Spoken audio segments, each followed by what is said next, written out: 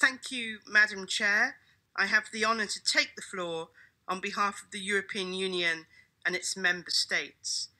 But may we first join other speakers in extending our very warm thanks to the Chair, to the Facilitator, to all members of the Bureau and to UN Women for their commitment, patience and tenacity in reaching today's positive outcome, especially in the face of unacceptable and hostile external pressure. We'd like to take this opportunity to condemn in the strongest terms the pressure and harassment that have targeted our facilitator in the past few days. We'd also like to pay tribute to the spirit that has prevailed during these negotiations, in spite of the challenges and the different stances on sensitive topics. The European Union extends its appreciation to all other stakeholders involved in this process, including civil society representatives. Civil society will have an important contribution to make in translating the commitments we've agreed today into action on the ground. For the first time ever, Madam Chair, this year's session of the Commission on the Status of Women has focused on the role of social protection, public services, and sustainable infrastructure for gender equality and the empowerment of all women and girls. The conclusions send a clear signal of the critical importance attached by the international community to gender equality and the empowerment of all women and girls in all their diversity.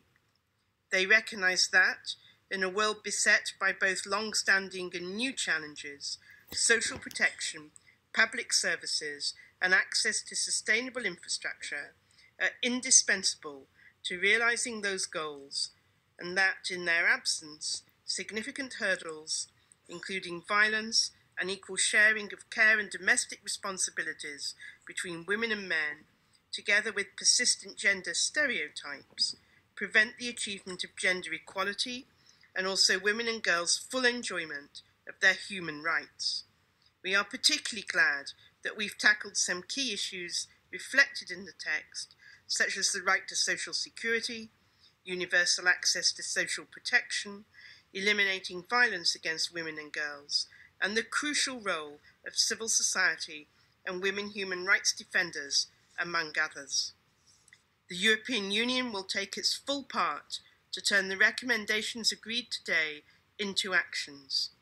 The European Union remains committed to the promotion, protection, and fulfilment of all human rights, and to the full and effective implementation of the Beijing Platform for Action and the Programme of Action of the ICPD and the outcomes of their review conferences, and the European Union remains committed to sexual and reproductive health and rights in this context.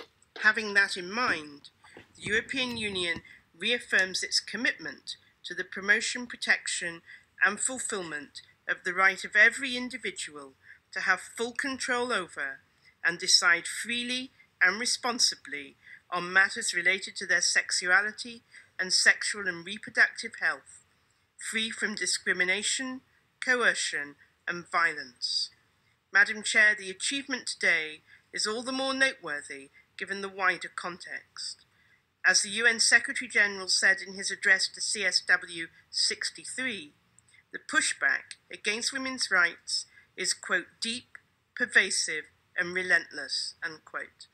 Let the agreed conclusions send a clear message that this pushback will not be tolerated and that we will all work together to make these commitments a living reality for all women and girls across the globe. Madam Chair, if I may, I would like to add a couple of sentences in my national capacity.